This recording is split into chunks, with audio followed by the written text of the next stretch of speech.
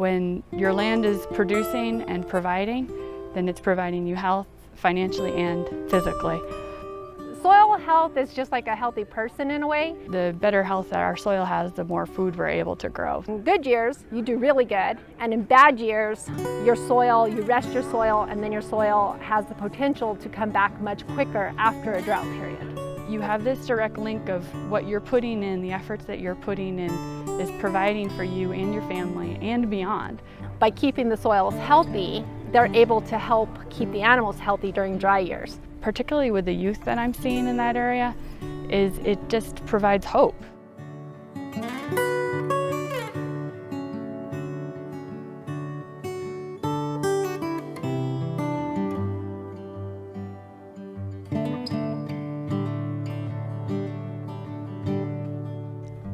I know farming is dying.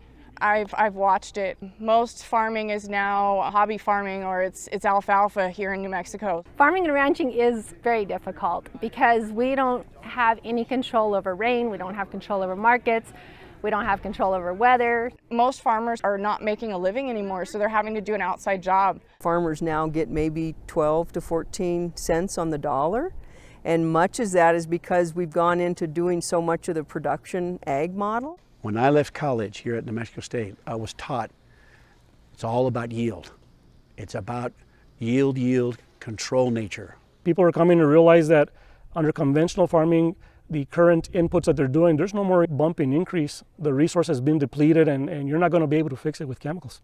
So maybe if we look at working with Mother Nature and mimicking Mother Nature, that we can reduce those inputs and be able to keep more of that dollar, and also that'll then go into our little communities.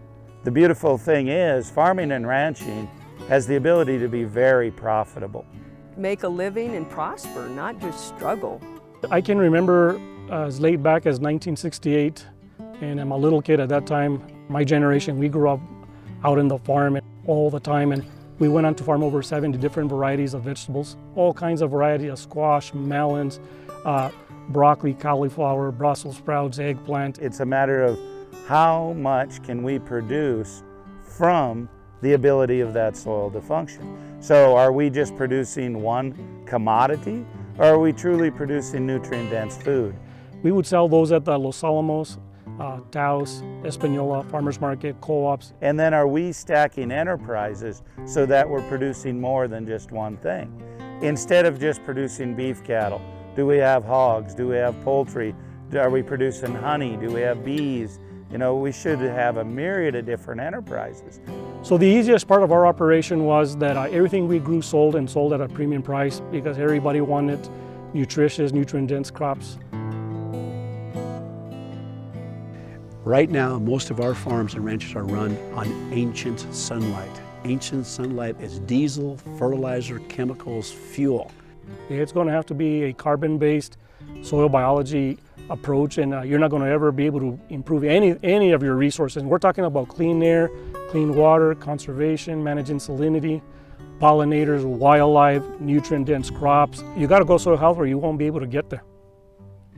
For instance, on my ranch, one of the things over the course of years, and because of our proper stocking rate and our rotational grazing, is that we haven't had to feed hay in over 7 years to our cows, even in the winter. The animals get healthier. The landscapes become more beautiful. So if you fix the soil, you fix the plant, you fix animal health, which is a lot of problems, and then you got more feed because the soils are more productive, and then you get healthier humans, and then get a healthier climate. These are all intimately connected. So yes, I would say that soil health is an important part of having a healthy ecosystem, and a healthy ecosystem helps reduce your input costs, and therefore it does help you to become more economically feasible.